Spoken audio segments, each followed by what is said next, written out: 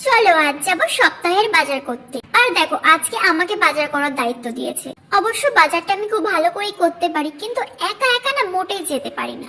আমার একটা বাজে অভ্যাস আছে, আজ পর্যন্ত কোথাও একা কোনোদিন যেতে পারিনি। ওকে ছাড়া তো আমি এক পাও চলতে পারি না।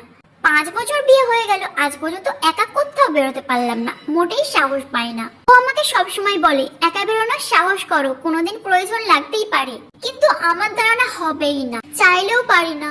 সবজি বাজার মুদিখানা সব হয়ে গেছে। এরপর চলে এসেছি আমরা একটা বেকারির দোকানে। এখানে প্রচুর পরিমাণে কেক সেল হয়। কেক প্লাস খাড়ি, নানা রকম চা খাওয়ার জন্য বিস্কিট সঙ্গে সঙ্গে তৈরি হচ্ছে, সঙ্গে সঙ্গে সেল হয়ে যাচ্ছে। প্রচুর সেল হয় এই দোকানটায়।